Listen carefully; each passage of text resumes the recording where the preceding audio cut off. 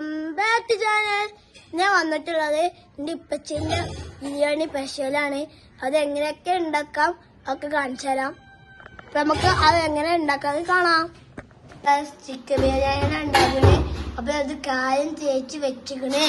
ഞങ്ങള് 2 കിലോ അരിയാണ് എടുക്കണേ. അപ്പൊ 12 ഉള്ളിയാണ് എടുക്കണേ. അപ്പൊ അതൊക്കെ ചെത്തണം.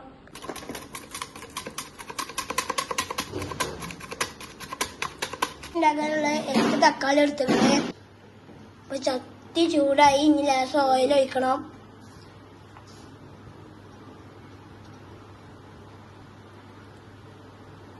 ചൂടാവാതെ ചിക്കൻ ഇടരുത്. ഓയിൽ ചൂടായതിനു ശേഷം ചിക്കൻ ഇടാൻ പാടുള്ളൂ. വെച്ച് ചിക്കൻ പൊരിക്കാൻ പോവാണ്. ഇട്ടുടി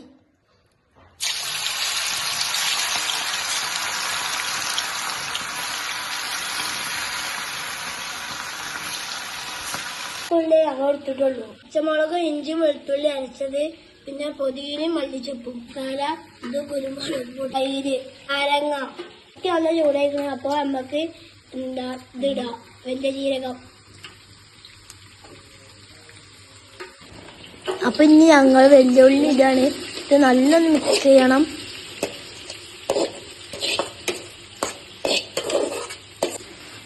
അല്ലെങ്കിൽ നല്ല ഇതാക്കിയില്ലെങ്കിൽ നമ്മള് ബിരിയാണി ഉണ്ടാക്കുമ്പോ രുചി ഉണ്ടാവില്ല. ചോറിനുള്ള വെള്ളം വെച്ചിട്ട് ഇതിന് ഉപ്പിടുക.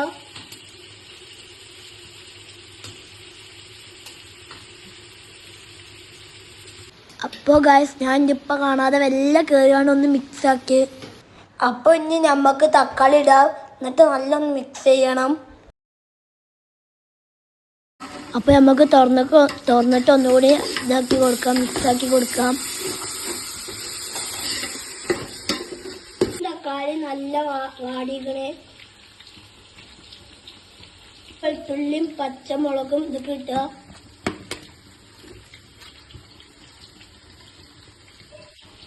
മല്ലിച്ചപ്പ് കുറച്ചിട്ടാ മതി.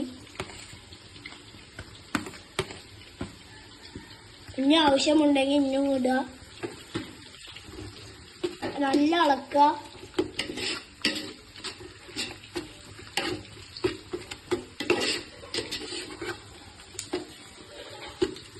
അപ്പൊ 2 സ്പൂൺ മുളക് പൊടി ഇടുക.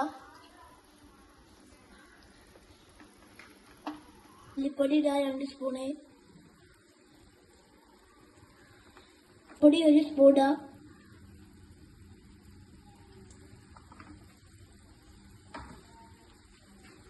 നല്ല ഇളക്കുക.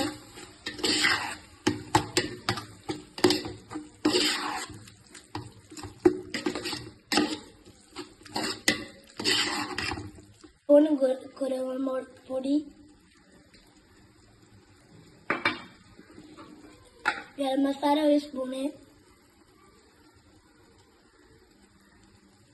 ആവശ്യത്തിന് തൈര് ഒഴിച്ചെടുക്കാം.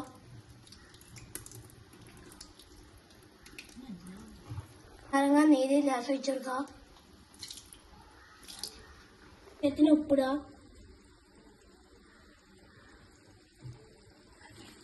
നല്ലോണം മിക്സ് ചെയ്യുക.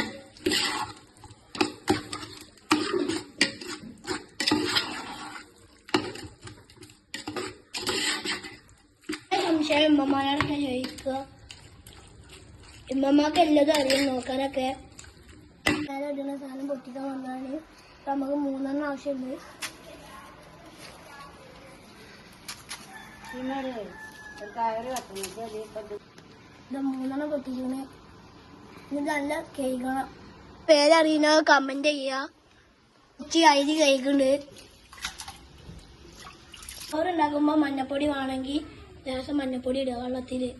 ആവശ്യത്തിന് ഉപ്പിടുക. ഇടുക. നല്ല തിളച്ചത്. അപ്പോ ഗൈസ് ഞങ്ങൾ ചോറ് വെച്ചാണ്. ഓരോ ലെയറായി ചോറിടുക. നേരത്തെ എടുത്ത് വെച്ച മല്ലിച്ചപ്പും ഗരം മസാലയും ഇതൊക്കെ ലേശം ഇട്ട് കൊടുക്കാം.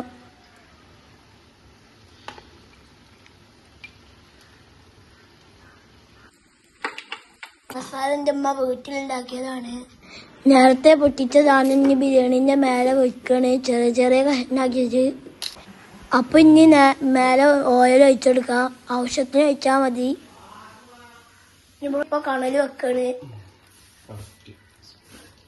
ഞങ്ങൾ ദമ്മൊട്ടിക്കാണ്.